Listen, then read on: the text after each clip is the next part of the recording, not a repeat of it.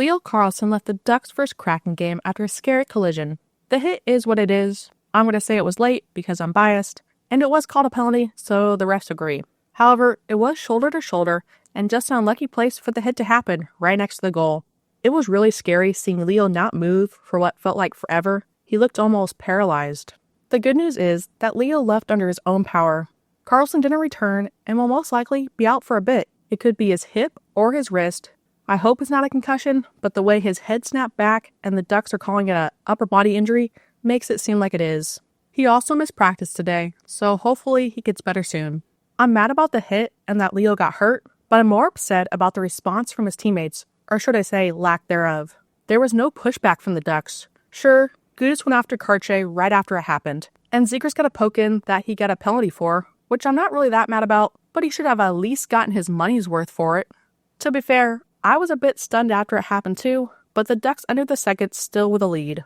Johnston and Gudis both had words for the Kraken after the second period ended, and you think, okay, the Ducks are mad, but whatever was said during the intermission didn't translate. They just rolled over and died. It's such a shame because Zegras and Carlson were starting to develop some great chemistry, which leads me to another thing I hated. After Leo went down, McTavish replaced him on the top line. I think we've all learned by now that Zegras is a center. He says he hates playing wing, and yet he's still being forced to.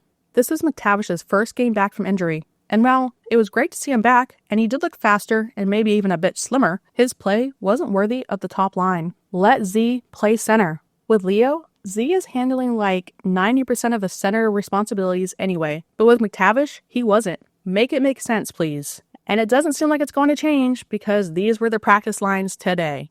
The Ducks did start strong in this one. Zegras hit a post, and it felt like they were in control until the Kraken scored 8 minutes in. Lacombe chose the worst option to clear the zone, and the Kraken established possession. A point shot through traffic got tipped in. The Ducks did respond well in this case. Terry almost toe-dragged one in, and they even killed a penalty. Then they scored on a delayed call of their own. Terry beat one defender and found Zegras streaking across the ice, and Zegras sniped it. Safe to say, Zegras is having fun again. Carlson had been shaken up before the play, so Z made sure he was okay. Shout out to Killorn for telling Z to get back and build up speed. I thought Killorn had a good game in this one. The puck wasn't jumping off his stick, he didn't look like the slowest player on the ice most of the time, and he even threw a really solid hit. The Ducks got lucky when the Kraken hit a post late and couldn't get the rebound. The Ducks took the luck and ran with it, coming out flying in the second period, for Toronto had a grade A chance but was robbed, though he cashed in a few minutes later. Terry curled towards the center and found Zellweger, who shot, and Toronto scored on the rebound.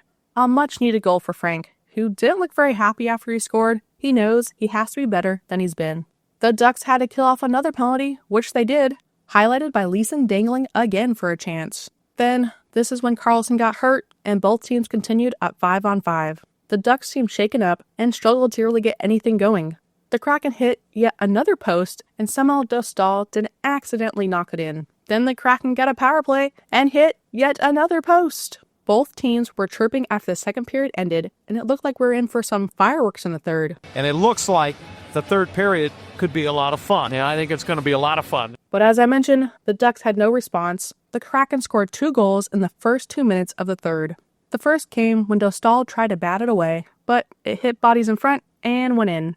The second was a Montour blast from the blue line. Dostal was basically double screened, Zellweger in front, and a Kraken player who jumped out the way. The Ducks did get their first power play chance of the game right after, though the Kraken had the better of the chances on it. The Ducks did get one late chance from Zegras, but he was robbed. Gudis lit a big hit, and I finally thought the Ducks would show some life, but they rolled over, and there wasn't much energy. The Kraken hit yet another post after a terrible Ducks line change, and there was no real effort to tie the game back up, so the Ducks lose 3-2. Honestly, the Ducks didn't play that badly overall. Just like last game, a couple terrible minutes did them in. The Ducks' penalty kill was outstanding in this game. They actually had better chances than the Kraken did on their power play. I'm really disappointed there was no response for Leo. Hopefully we see some response next game as they play the Kraken again in Seattle at 7 p.m. The response, or lack thereof again, next game will say a lot about this Ducks team. It appears Harkins was a paper transaction, and now with Leo injured, both he and Colangelo will surely stay up, and Hines was also recalled. We'll have to see if he actually gets a game this time.